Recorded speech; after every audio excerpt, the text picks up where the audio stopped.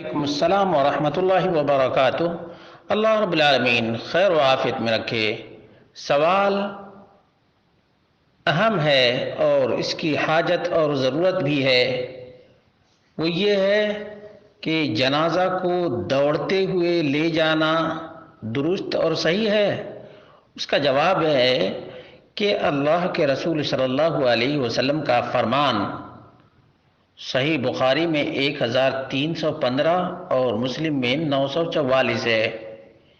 اسرعوا بالجنازہ فإن تک صالحة فخیر تقدمونها وإن یک سوا ذلك فشر تضعونه عن رقابکم، کہ جنازہ کو تیز لے جاؤ، اگر نیک ہے تو خیر کو آگے بڑھاؤ گے، اور اگر خیر نہیں ہے، شر ہے، تو اپنے گردن سے نیچے اتار دو گے۔ اس حدیث سے مفہوم واضح ہوتا ہے کہ تیز چل کر جنازہ لے جانا یہ سنت ہے، لیکن دوڑنا نہیں ہے۔ جیسا کہ آپ نے ذکر کیا، دوڑنے سے مشکل بھی پیش آ سکتی ہے، جسم یا پیٹ کا حصہ پھٹ سکتا ہے اور اس سے کچھ نکل بھی سکتا ہے، اس لیے دوڑنا نہیں، آدمی کو تیز گام ہونا چاہیے، تیز چل کر کے جانا چاہیے، دوڑ کر کے نہیں۔ بعض لوگ دوڑ کر لے جاتے ہیں، جس سے اللہ بچائے پریشانی بھی ہوتی ہے۔ امام نووی رحمہ اللہ کہتے ہیں، اتفق العلماء علی استحباب الاسراع بالجنازہ، علماء کا اتفاق ہے کہ تیز چل کر جنازہ لے جانا، تیزی کے ساتھ جنازہ لے جانا مستحب ہے، یہ کوئی واجب نہیں ہے، فرض نہیں ہے، مستحب ہے، بہتر ہے۔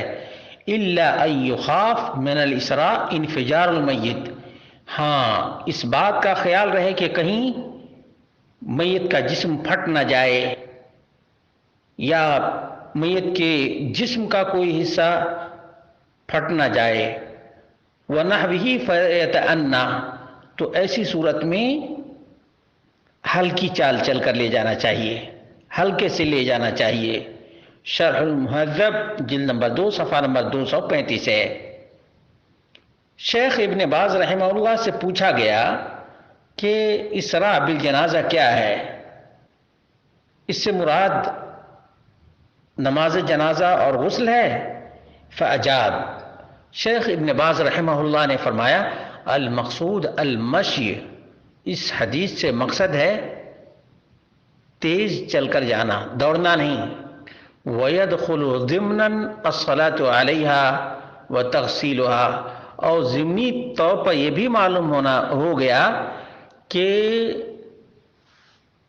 جب وفات ہو جائے یقینی طور پر تو جلدی غسل دینا چاہیے، کفن پہنانا چاہیے اور نماز ادا کرنی چاہیے، یعنی تمام امور اس میں شامل ہیں۔ صرف تیز چل کر لے جانا ہی مراد نہیں، بلکہ وفات کی یقین دہانی ہو جائے تو جلدی غسل دینا، کفن پہنانا، نماز پڑھنا اور پھر قبرستان لے جانا، یہ تمام امور شامل ہیں۔